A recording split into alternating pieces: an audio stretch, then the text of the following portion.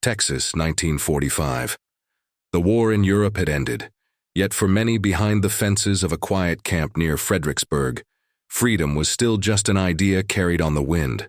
Across the dry plains, the air shimmered with heat, filled with the smell of mesquite and dust. Wooden barracks stood in long, silent rows, their shadows stretching across the sand like memories that wouldn't fade. Inside those walls, German women, nurses, clerks, and auxiliaries hung laundry on sagging lines. Their hands were rough from labor, their faces sunburned, their eyes drifting toward the horizon as if searching for a home that no longer existed. Beyond the wire, American guards leaned against fence posts, rifles slung loose, eyes watchful but not hostile. They spoke softly, more curious than commanding. It was a strange kind of peace, one made not of treaties or orders but of silence, glances, and the steady rhythm of daily work. Letters from Germany arrived on thin paper, heavy with stories of ruin and hunger. The world they had known had turned to rubble, but here, in the middle of Texas, the earth was alive, warm beneath their feet, untouched by bombs or fear. Some women began to smile again, some learned English words, and a few, quietly and against every rule they'd ever known, began to feel something they never expected, the stirring of affection for the men who once guarded them. When Germany surrendered in May 1945, the world exhaled, but for tens of thousands of Axis prisoners scattered across America, the war didn't end with ink on paper. It lingered, in memories, in fences, in waiting. Texas alone held dozens of POW camps, fenced towns within towns, filled with captured soldiers and auxiliaries awaiting repatriation that no one could yet organize. Most were men, Afrika Korps infantrymen, Luftwaffe mechanics, U-boat sailors, but scattered among them were groups of women, German auxiliaries and civilians caught in retreat, swept into Allied custody as the front collapsed. They had served as nurses, typists, radio operators, cooks, the quiet machinery of a nation at war. And now, across an ocean from everything familiar, they found themselves under the watch of a people they'd been taught to hate. Yet Texas was nothing like the enemy land they had imagined. The Red Cross oversaw the camps, ensuring fair treatment and humane conditions. There were barracks instead of cells, work instead of punishment, songs instead of interrogations. To women who came from cities flattened by bombs, it felt unreal, captivity that was somehow gentler than home. The American guards were mostly young, farm boys and mechanics from small towns who had never left their own states before. Some had fought in Europe and seen destruction firsthand. Others had never even crossed the ocean. Now they stood watch over people who looked and spoke not so differently from them. Hatred didn't find easy footing here. There were no air raid sirens, no propaganda blaring through loudspeakers, just dust, sunlight, and long hours of shared silence. The fences divided the land, but not always the people. When the women arrived, the atmosphere in the camps shifted. They brought order, calm, even a touch of warmth to places once hardened by discipline. Many volunteered in the camp hospital or kitchen, tending wounds, cooking meals, helping where they could. Their quiet diligence softened the edges of military routine. The American officers noticed it too. The discipline stayed firm, but respect grew naturally. Some women were even allowed to work outside, under supervision, helping farmers harvest crops or sort supplies. For Texans, they were both foreign and familiar. Pale faces under the sun, speaking softly in accents that carried both strength and sadness. At first, the locals kept their distance. The war had taught them to see Germans as ruthless enemies, but these were not soldiers. They were tired, displaced young women whose eyes carried more fear than defiance.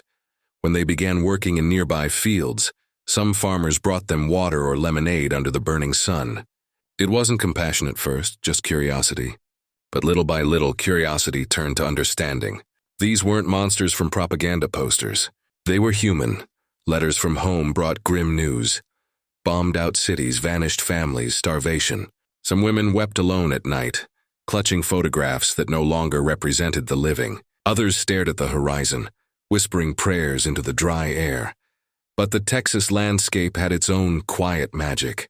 The rhythm of ranch life, the bells of Sunday churches, the hum of cicadas in the dusk. gave them something their homeland could no longer offer: peace. By late 1945, camp life had settled into routine. There were sewing circles, language classes, even holiday plays. The Americans, encouraged by the Red Cross, allowed small gatherings under strict supervision. Sometimes a record player filled the barracks with music. Glenn Miller one day, Beethoven the next. Then came the local church dances. For the first time, prisoners and townsfolk shared a space without fences in between. The sight of Germans and Texans dancing together beneath lantern light shocked some, but for others, it felt like healing. The women, still technically prisoners, began to rediscover something far older than war: hope. No one knew when they would be sent home, or what home even meant anymore. Germany was divided and broken. Some had no family left to return to. The camp, once a cage, that began to feel like the only world that still made sense. The guards noticed the change too. Conversations that began as small talk grew longer, warmer. There were jokes, smiles, and quiet exchanges after evening roll call. Friendship, fragile, forbidden, but real, began to form. The Texas land mirrored that transformation.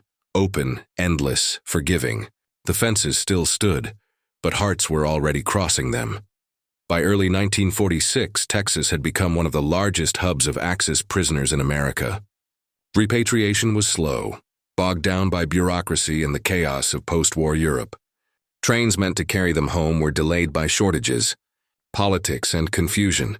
For many of the German women, this delay became a suspended reality, a fragile life lived between guilt and gratitude. Inside the camps, mornings began before sunrise. They washed in the dim glow of lanterns, lined up for roll call as the Texas heat began to rise. American guards, still boys at heart, called out names in halting German. Work assignments followed: laundry, kitchen duty, field labor. The rhythm of captivity was simple but not cruel. The Americans admired their discipline. The Germans admired their decency. It wasn't friendship, not yet, but it was understanding. Outside, the Texas communities were changing too. Farmers struggled with labor shortages. Their sons were still overseas or home wounded and unable to work. Under special wartime programs, POWs were allowed to help in local farms and businesses for small wages redeemable only at the canteen. For the German women, it was a blessing. For the first time, they worked outside the fences, breathing the open air, hearing birds, touching earth without wire between them. They were watched, yes, but not with cruelty. The newspapers began to notice. Articles appeared describing the girls from over there: polite, diligent, surprisingly cheerful. Locals were intrigued. The enemy, it seemed, could smile. The enemy, it seemed, could smile. Soon, church groups and civic organizations began inviting them to community events. Carefully supervised but meaningful nonetheless. Music, laughter, and language bridged the gaps that politics had created. In one small hall lit by yellow bulbs, an American fiddle met a German folk song. Cowboys taught the women how to swing dance. They laughed, awkward at first, then freely. The guards watched, uncertain whether to intervene. But how do you stop people from being human again? The war was over, the habits of peace were returning. For the women, every act of kindness carried a strange mix of joy and guilt. They had sworn loyalty to a nation that had collapsed. They were supposed to hate their captors. But how could they, when those captors offered them humanity? Letters from Germany told of starvation and fear. And in contrast, here was sunlight, decency, and food enough to share. Many began to realize that the life waiting back home might not be life at all. The Americans felt the pull too. They saw in these women not the enemy, but people who had endured the same war from the other side. It was disarming and healing. Some guards brought them books. Others shared music or helped them write English words in the dust. Even officers began to loosen the rules. Nurses from the camp were allowed to assist at local clinics. Clerks helped sort army records. The women's efficiency and grace impressed everyone who met them. In Fredericksburg, a town with deep German roots, the connection ran even deeper. Many residents still spoke German. Empathy came naturally. Families sent food, choirs sang at Christmas, and invitations to Sunday service arrived at the camp gates. For many of the women, it was the first time in years they were treated not as prisoners, but as equals, And in those small acts of grace, something powerful began to grow. A guard lingered too long after duty. A nurse smiled when a soldier brought her sugar for her coffee. It wasn't rebellion. It was human nature finding its way back through the cracks of war. They didn't plan it. It just happened. What began as routine had become familiarity. What began as decency had become connection. And what began as captivity was slowly turning into love. Love was never part of the plan. It began with small gestures. A cup of water passed through wire, a book loaned, a joke that broke the stillness. No one meant to cross the line. The line simply faded. The guards were young men who had seen too much war and not enough kindness. The German women were survivors of a dream that had turned to dust. Both were lonely. Both were searching for something that felt alive again. At first, the affection was disguised as gratitude. A woman thanked a guard for bringing aspirin. A man stayed an extra minute to fix a broken lantern. But gratitude has a heartbeat, and soon it sounded like love. Outside the camps, the world was waking from its nightmare. Dance halls reopened. Church bells rang again. When the Red Cross or local pastors organized community gatherings, the guards sometimes brought the German women under escort. The music was slow, the lights dim, and in those fragile evenings, enemy and ally disappeared. They were just people, breathing in time with the same song. Somewhere in that warmth, a strange truth settled in, that the fences had kept them apart far less than fear had. For the German women, affection was complicated. They carried guilt. Guilt for their nation, guilt for surviving, guilt for wanting happiness in a world still in mourning. Every letter from home was a wound. Cities gone, families missing. The word Heimat, home, no longer meant anything real. Texas, in contrast, was alive. The soil was rich, the skies enormous, and the people, even when cautious, were kind. Many of the women began to see America not as the enemy, but as a second chance. For the guards, the feeling was equally bewildering. They had been told these women were the faces of evil, yet nothing about them felt hateful. They were intelligent, graceful, hardworking, and heartbreakingly human. Affection turned to letters. Letters turned to promises. And in the space between duty and longing, love quietly made its home. Soon the whispers began. A sergeant seen talking too long with a prisoner. A guard caught passing notes. Regulations forbade it, but human hearts have never been impressed by regulations. In Fredericksburg, where the local families spoke German and understood both sides, people began to turn a blind eye. Farmers and shopkeepers helped where they could, arranging supervised work that lasted long after the supervision ended. For some, it was merely friendship. For others, it became something sacred. By the end of 1946, the rumors were impossible to ignore. A few guards had already risked everything for the women they loved. One near Herne was court-martialed, after being discovered secretly married to a prisoner. Another resigned quietly, then returned months later, as a civilian, to marry her lawfully once she was released. No headlines recorded it. No officers approved it, but it happened again and again, in small Texas towns that believed in forgiveness more than fear. Texas, after all, had German blood in its soil. Generations earlier, settlers from Europe had built towns with names like New Braunfels and Bourne. Their descendants still spoke the old dialects, baked the same bread, sang the same hymns. When the new German women arrived, they felt less like strangers than distant cousins returning home. The local families took them in for seasonal work, ranch chores, kitchen help, farm hands. They prayed together, ate together, laughed together, and slowly the boundaries of war dissolved into the daily rhythm of life. The women who had once worn military gray now wore cotton dresses and wide hats to shield from the sun. They learned to ride horses, to bake cornbread, to laugh at American slang. They were no longer prisoners. They were part of Texas. Still, not everyone approved. Some officers warned their men about fraternization. But by then, rules sounded hollow against the sound of a heart choosing peace over duty. The women had been taught loyalty to a homeland that no longer existed. Now they found a new kind of loyalty, to kindness, to love, to the life they were building in a land that had shown mercy. Then came the news that shattered the calm.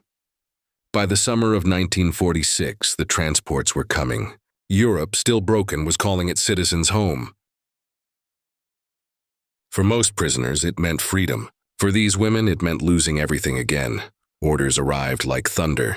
All Axis prisoners, regardless of circumstance, were to be repatriated by year's end. The announcement fell over the camps like a storm. Some rejoiced. Others went silent. The women who had found work, faith, even love in Texas felt their hearts collapse. How do you return to a country that no longer wants you, leaving behind the only place that ever accepted you? That evening, the camp was quiet. Women packed small suitcases with trembling hands. Letters, photographs, scraps of a borrowed life. Guards walked their posts without speaking. Many could not meet the eyes of the people they were ordered to send away.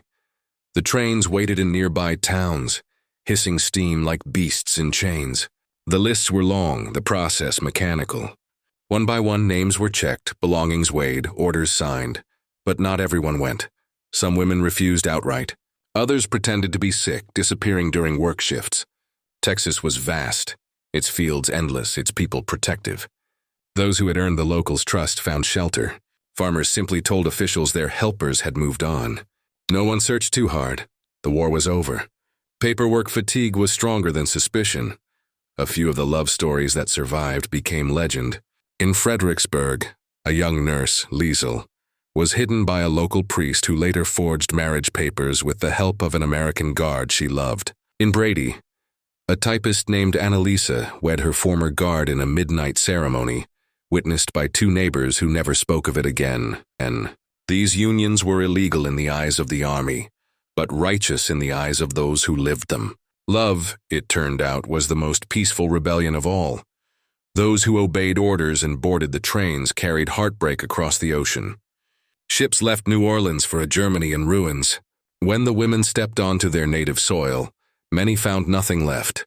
Homes gone, families lost, cities reduced to ash. Some wrote letters back to Texas, letters filled with longing, gratitude, and regret. They begged for sponsorships for a chance to return. A few succeeded. Under post-war immigration programs, sympathetic Texans quietly arranged their passage back. Others were not so fortunate. Many faced interrogation for fraternizing with the enemy. Some were ostracized. Others disappeared in the chaos. Their memories of Texas became like a dream of warmth, sunlight, and decency that Europe could not match. Meanwhile, in Texas, the men who had loved them tried to move on. Some married others. Some never did. Letters yellowed in drawers. Photographs stayed hidden between Bible pages. The war had ended, but for them it had left an echo that never faded. And across the fields, a few women still remained. Illegally, quietly, courageously. They worked, prayed, and lived under borrowed names until time made their presence ordinary. By the early 1950s, the camps were gone. Their fences melted for scrap. Their watchtowers turned into lumber. But the lives born from them were just beginning. The women who stayed became part of Texas itself. They married, raised children, built small businesses. One opened a bakery whose rye bread drew customers for miles. Another became the postmistress of her town, sorting letters faster than anyone else, letters she once could only dream of sending. Their children grew up bilingual, carrying two histories, one of war, one of peace. In school, when asked where their mothers came from, they simply said, "Here." Decades passed. The world moved on to new conflicts, new frontiers. But in Fredericksburg, Mason, and Hearn, traces of that unlikely chapter remained. In the recipes baked at church gatherings, in the hymns sung softly with a faint German lilt, in the kindness that had outlived orders and uniforms. The women met occasionally, old friends sharing coffee in silence. They laughed about the heat, the dust, the guards who had tried to teach them baseball. Sometimes they cried, remembering those who had gone home and never written again. They didn't speak of guilt anymore, only gratitude for a land that had shown mercy, for a love that had defied nations. When their children were grown, some finally visited the ruins of their old towns in Germany. They found streets rebuilt, but memories still hollow. They stood in places where houses once stood, and realized something profound, that home isn't the soil you're born on, but the place that lets you begin again. Texas had done that. It had given them a new beginning. By the 1960s, their story was no longer secret but softly legendary. a whispered piece of local history told with pride and awe. Historians called it the paradox of kindness, how an enemy's compassion had done more to heal than any treaty. But the women never spoke in grand terms. They simply said, "We were strangers and Texas made us family." In time, they became citizens. Courtrooms heard their oaths spoken in accents still touched by Europe. Some brought their children to witness it, proof that the past had truly been forgiven. The last of the camps vanished into farmland, leaving only the wind and the memory of laughter that had once crossed the wire. The fences were gone, but the story they framed still breathed in every sunset over the plains. History remembers wars for their violence, not their healing. But tucked between the pages of destruction are stories like this, small, quiet victories of the human heart. The women who refused repatriation were not rebels. They were reminders that peace is built not by governments, but by people brave enough to see the enemy as human. They arrived as prisoners. They stayed as neighbors, wives, and mothers. And beneath the endless Texas sky, they found something stronger than victory. They found belonging. When the wind sweeps across those fields today, it carries no sound of guards or sirens, only the hum of life continuing. Children play where watchtowers once stood, families till soil once fenced by wire. And somewhere in the quiet of a small farmhouse, an old photograph still rests on a mantel. A young German woman in a plain dress, standing beside an American soldier, both smiling as if the war had never existed.